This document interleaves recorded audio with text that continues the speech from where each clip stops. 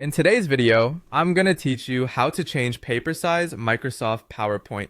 If you've ever needed your slides to match a specific paper format for printing or exporting, this walkthrough will make it simple and stress-free. Start by opening PowerPoint and heading to the ribbon at the top of your screen. Click the Design tab to access layout and sizing controls. On the right side of that tab, select Slide Size, then choose Custom Slide Size. This opens the dialog where all the paper and orientation options live. Let's begin with the ledger layout. In the Slide Size dialog, use the drop-down to pick Ledger Paper. Next, set the orientation to Portrait so your slides are tall rather than wide. When you're ready, click OK.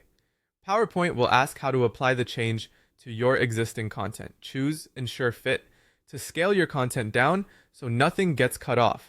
This is usually the safest choice, especially if your slides already have text boxes, charts, or images laid out precisely. For context, the other option, Maximize, keeps content larger but can crop edges, so only use it if you're prepared to adjust elements afterward. Now let's switch to another common size. Go back to Slide Size, choose Custom Slide Size again, and this time pick A4 paper from the dropdown. Click OK, and once more choose Ensure Fit. This is handy if you're sharing materials internationally where A4 is the standard. Finally, if you need a very specific size, you can create your own.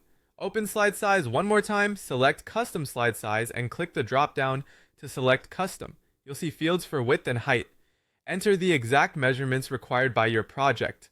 Adjust the orientation to portrait or landscape based on how you want the content to flow, then click OK and confirm with Ensure Fit to keep everything visible. Just remember that PowerPoint may display measurements in centimeters. If your specs are in inches, you can convert them before typing them in.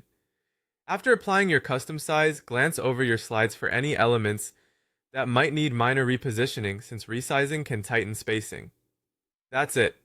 You've seen how to switch to Ledger in Portrait, change to A4, and set a fully custom size, all from the Design tab's Slide Size menu. With these steps, your slides will match your print or export requirements every time, and choosing Ensure Fit will help preserve your layout as you go.